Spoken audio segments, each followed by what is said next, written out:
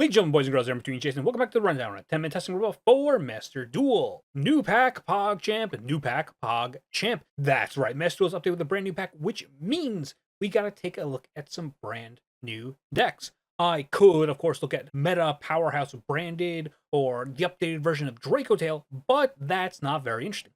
Instead, what we're gonna take a look at today is a deck that was a relative unknown, one that wasn't very popular before the Master Duel release, but has seen itself make it all the way to the top of Master Duel rated. That's why today I would like to introduce to you Enneacraft. 暴行が空になった今、このテトラをどう乗り切る? So today we're taking a look at Enneacraft, a deck that really was not popular with players from the get-go. It combined a lot of things people just didn't really like, old archaic mechanics like Flip, and newer ones that are just genuinely disliked like Pendulum.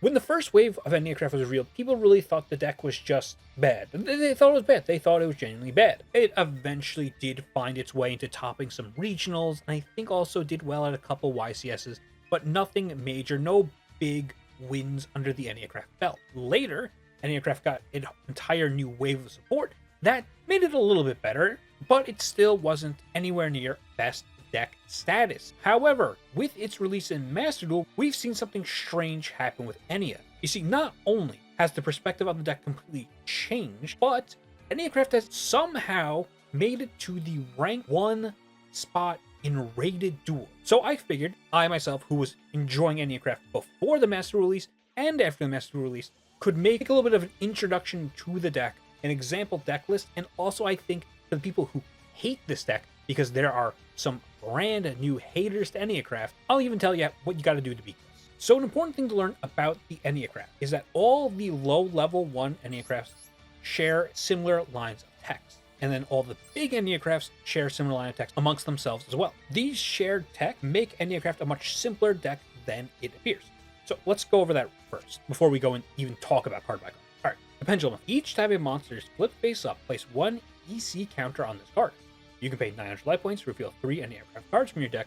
Your opponent randomly picks 1 for you to add to your hand, shuffle the rest into the deck, and you can only activate this effect once per turn.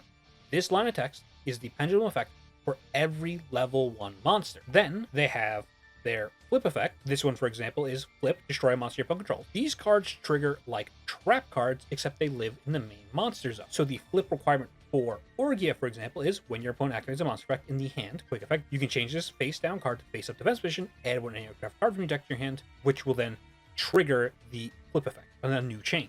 Every little Enneacraft also shares this line of text of adding an Enneacraft card from your deck to your hand when the previous requirement is met. Then every single Enneacraft, big and small, share these last 2 lines of text.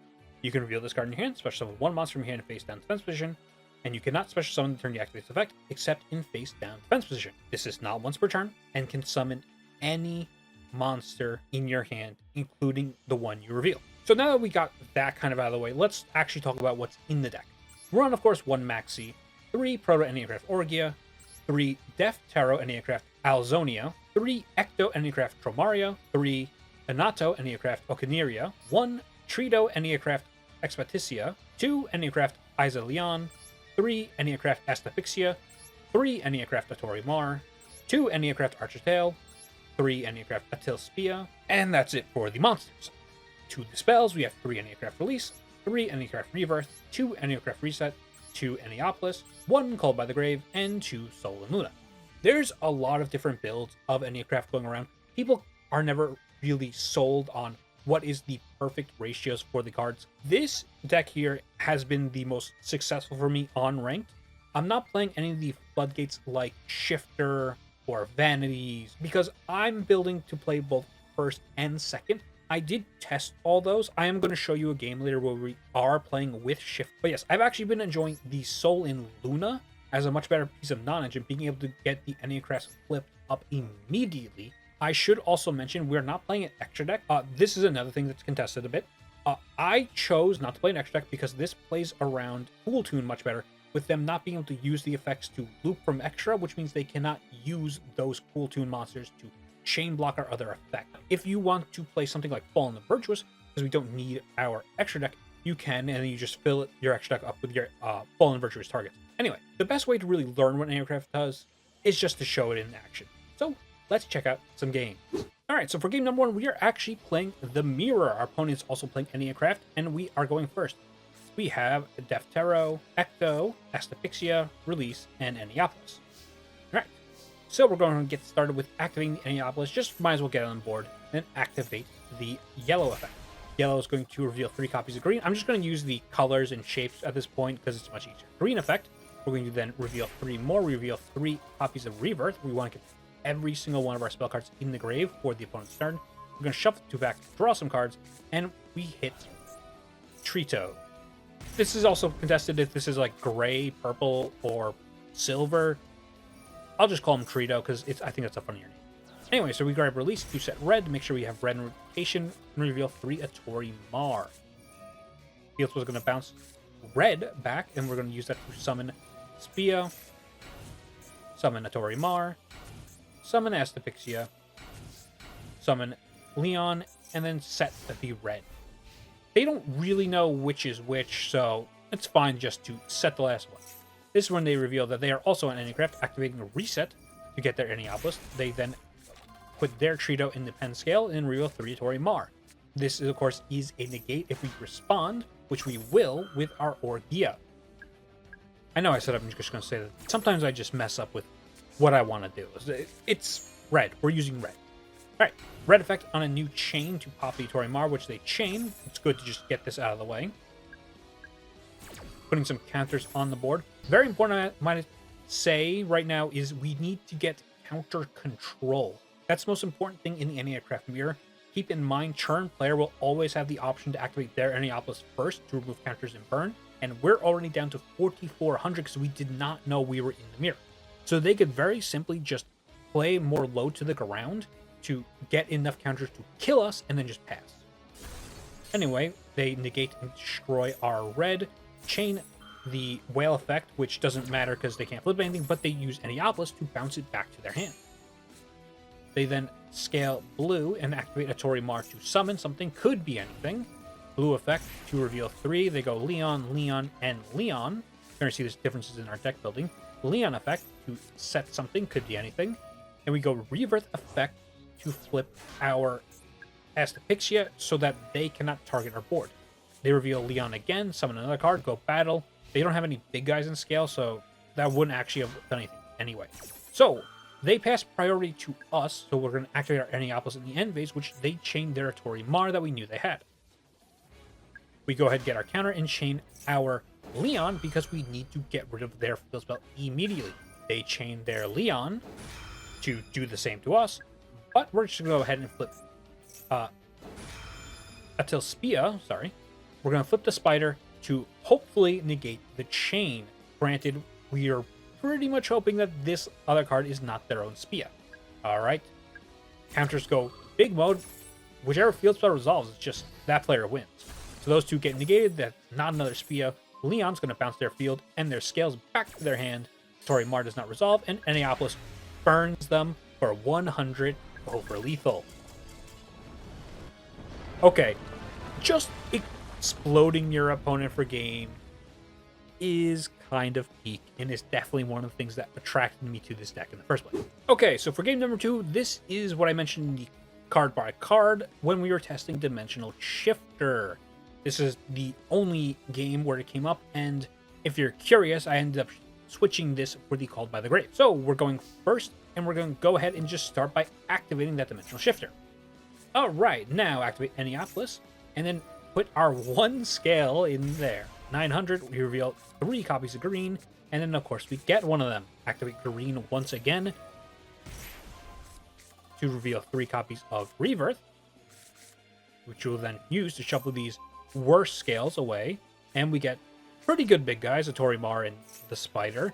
We're going to go ahead and set red. So big reason why I think Shifter is pretty bad in Enneacraft, despite seeing a lot of top Japanese players playing it. These spells that we need to banish from our grave are in the banished zone. Okay, let's reveal 3 copies of yellow now. We go ahead and get yellow. Activate yellow's effect to then reveal 3 copies. Oh, 2 tail and 1 Pixia. All right, we get the 1 Pixia. Sure thing, buddy. Bounce those 2 cards back to our hand. Reveal red. Summon yellow. Reveal red. summon p.a.c.m.a.n, reveal red, summon the whale, reveal red, summon the spider, and then set red and set Sol and Luna. Mandatory effect of the field spell then activates. Okay, that's a pretty good one. We can use the Sol and Luna to flip up the whale, which we do consider on summon of this Ecclesia until I remember which one that is. All right. They could then go normal summon Alubra, which we will just go, hey, might as well snipe something out of your hand. Why don't we? Flip up yellow, adding a copy of Release for next turn. Very good follow-up to have Release. They add Brand Fusion, and in a new chain, let's see what we hit off. And of course, we're going to go for Enneacraft. We don't have anyone in the pen scale yet, so we'll go ahead and throw yellow down there. Pretty good to open up the zone for it. We see an Ulti Slayer, which is certainly something. They go Brand Fusion, banishing Albaz and Cartesia to make Albion. I was very curious on what they were banishing from grave for this. And then they reveal that they actually opened an Albaz in hand, a copy of OG. They're going to fuse with that in the Albion for Mirror Jade. Beautiful overframe. And also revealed they're on a Dogmatica package. This is very interesting. The Dogmatica package does not actually care about the shifter, because they just send, it doesn't really matter. Banishing Lulawala to summon the Dogmatica Albazoa, who is pretty bad when we don't have an extra deck to send, but let's go Sol and Luna, flip that guy down, get the whale up, and then we go ahead and activate the whale effect, flipping the rest of their board. And remember, with the Tori Mars effect, they cannot manually flip their cards back up. They get their Ulti Slayer back, which isn't going to do much for them here, and we burn them for 900, moving our 1 counter. Alright, let's try and figure out lethal here. We drew a green for turn, which is alright. Yellow reveal, Reverse and double tail. Nice. Tail is very important if we do have to clear Mirror Jade by battle for whatever reason, and it goes to the graveyard. Keep in mind we're not under shifter anymore. So we release, get the gray, reveal 3. Finally get Reverse. Let's shuffle away the whale and our 2 face-up scales, and we get Trito once again. Sure, let's set up scales so we can start flipping some cards. Activate green effect, summoning tail. Activate green effect, summoning itself, and start flipping. So we go red, flip, chain the field spell to get it back in hand. Pretty good, pretty good, pretty good. Pop one of their cards. It's the Albazoa. Flip Spider. Flip Asphyxia. And set red once again. We go battle. Swinging over. Getting counters for their cards being flipped. Yes, not just Enneacraft flipping. So we are at 10 total counters, which we then remove to burn them for 9,000 damage. All without ever triggering the Mirror Jade effect. Obviously, our opponent is not playing the most meta of meta decks, but these days, a white Albaz can make anything pretty good. So here we have game number 3, and our opponent is on Branded. Yeah, we're pretty much going to be seeing a lot of Branded for the foreseeable future, whether that's Draco Tail or just pure. This, for example, is pure Branded. We're going first once again when we open the Maxi, Green, Leon, Pixia, and Release. We're going to go ahead and start off and activate green in the pen scale, revealing 3 copies of red. Getting red to hand, activating red effect. Then we're going to be looking for a copy of Neopolis. Hopefully we get the reset, which we do. Activating a reset's effect to then place Neopolis from deck. Neopolis to bounce these scales back to our hand. We do want these. And we're going to go ahead and set red. This isn't something I've shown yet, but to play around cards like Troll and Lockbird and Ash Blossom, if you open a copy of red, you can just use your normal summon to set red. So if they chain like Ash, or you can flip red, get the ad, and it doesn't matter, you can't destroy a card because you still get an ad of any cards you want. Alright, so we're activating Release, getting gray. Gray effect is going to reveal 3 copies of yellow. We're going to add yellow to hand, scale yellow, which will then grab us 3 copies of Reaver. We're just going to shuffle away these bad scales so we get rid of gray, yellow, and green. Green is probably the most useless of the Enneas next to gray.